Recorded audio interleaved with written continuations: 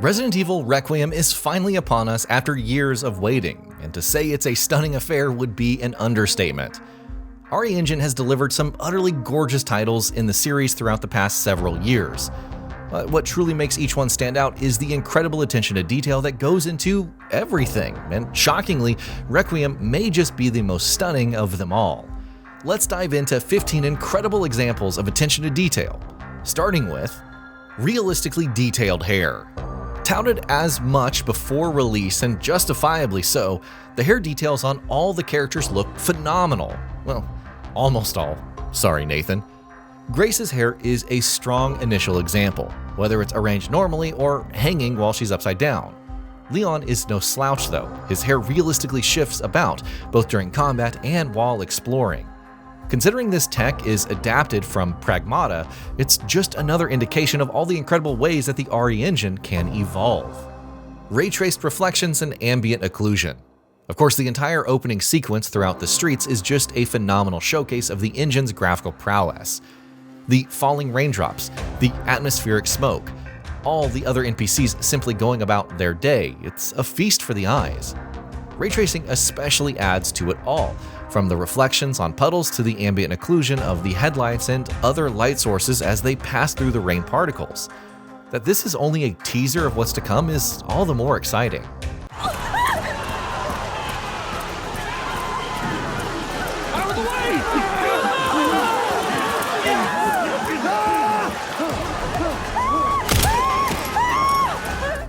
Animation differences between Grace and Leon. Grace and Leon go beyond representing two different kinds of survival horror gameplay for the franchise. It's baked into their very presentation. The former is often shown as hesitant, hands trembling while aiming at zombies for the first time.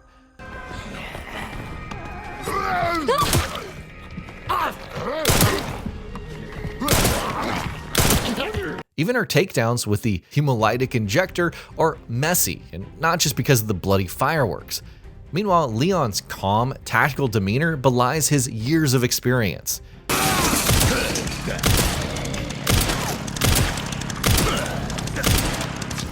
Even when suffering physically, his hands remain steady, especially when hatching zombies' heads. Hands-free reloads. Another incredible detail that you'll quickly notice is how Leon reloads his weapons. If he's holding a flashlight, it doesn't just disappear out of thin air. He'll position it between his cheek and shoulder, then quickly grasp it after reloading. It may seem unnecessary in terms of gameplay, but it's an appreciated flourish for his character. Realistic sweat and perspiration. Realistic blood and gore for this franchise isn't necessarily new, even if it feels more detailed than ever in Requiem. However, the perspiration is another matter entirely. Characters don't just have a few beads of sweat on their faces and call it a day. When Grace awakens from her confinement, her face and hands look appropriately damp, both from nervousness and the heat, which goes a long way towards convincing us of her uncomfortable predicament. Facial animation quality. You there, Leon? Yeah, I'm here. You okay?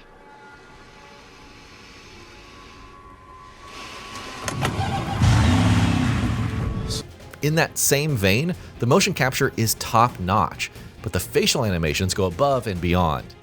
The development team didn't just seek to convey fear or anger through expressions. When Grace is struggling to converse with some people, she'll briefly purse her lips and eyes while looking down, as if working up the courage to work through the awkwardness. The eyebrow movement, which subtly shifts to portray concern, fear, and much more, is also immaculate. Someone kidnapped me. Victor, get in. I don't know. Well, we should leave.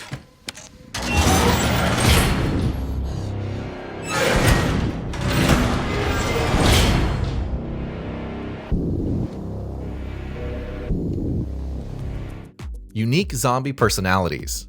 Of course, the zombies deserve a special mention. Depending on who they were before dying, each seemingly has a unique personality beyond merely seeking out a flesh nibble. The cleaning lady who continues to wipe windows, the butcher who's still chopping meat, even the deceased operatives who still wield firearms. One particularly haunting example is a Rhodes Hill patient who's still singing as she moves through the hallways, alerting you to her presence beforehand. And all of these little things add to the gameplay's depth without feeling contrived.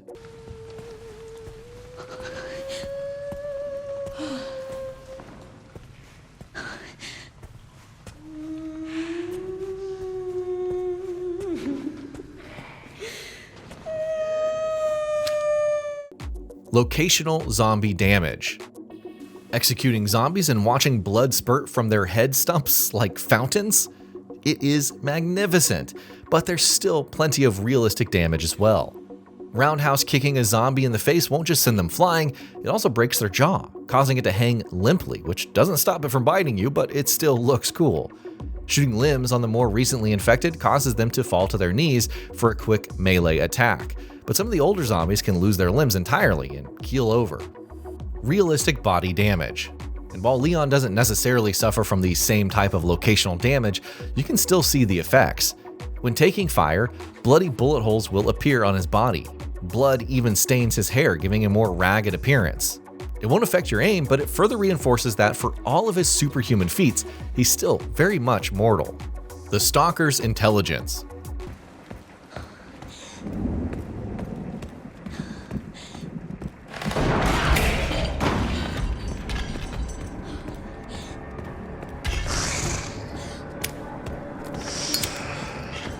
Then there's the new Stalker, which is probably the most intelligent in the series thus far. It doesn't just follow preset detection patterns, but actively hunts Grace. Once it recognizes that you're trying to use light against it, it'll start destroying bulbs, even within seemingly safe rooms, to hunt you down. The thumping as it stalks around, sniffing out your presence, is just all the more unnerving, to the point where you cannot blame Grace for being terrified. Grace's trauma. However, the fear in her performance, provided by Angela Santalbano, is conveyed through more than just screams or shaking hand movements. Grace's trauma runs deeper than just this investigation, as she stammers through conversations. Even when interacting with Emily for the first time, there's less fear and more awkwardness at trying to understand her state while still being sensitive about it, or at least trying to be. Oh, I'm sorry if I surprised you.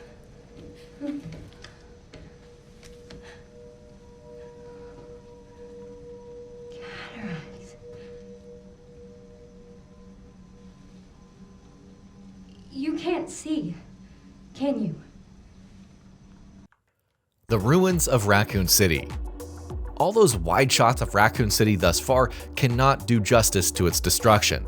From the very streets, navigating the various establishments, and ascending the massive buildings, the amount of work put in is sublime. Yet each iconic location maintains its atmosphere, whether you're visiting the remnants of Kendo's gun shop or venturing into the RPD for the first time, and reminds you of the utter devastation that this city has suffered. Atmospheric lighting. Throughout Requiem, whether it's the opening trip to Wrenwood Hotel or the dimly lit corridors of Rhodes Hill Chronic Care Center, you're treated to some phenomenal lighting. My favorite, however, is in Raccoon City. The sun isn't just shining, it's peeking through the clouds after a long downpour the evening prior, and it's filtered through the smog and haze, making it feel even more like a ghost city. Realistic glass breakage.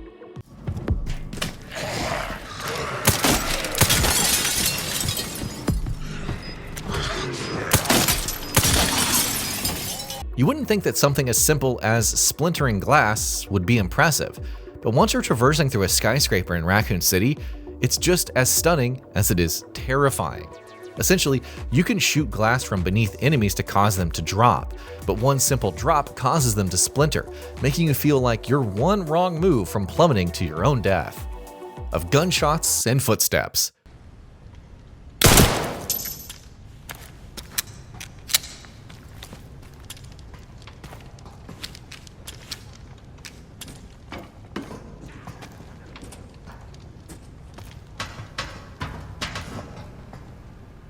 Fantastic sound design in a Resident Evil game? I know, it sounds unbelievable, but it's still fascinating to see just how well-rounded it is across the board. Muffled audio from voices within containment cells, the satisfying punch of shotguns and rifles.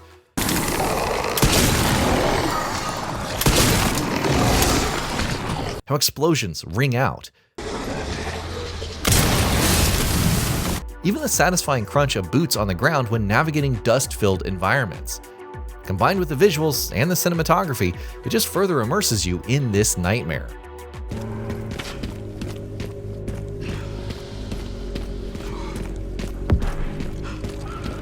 And that'll be about it for this one. If you guys like what we're doing at Gaming Vault, please consider subscribing to our channel, and I'll see you guys on the next video.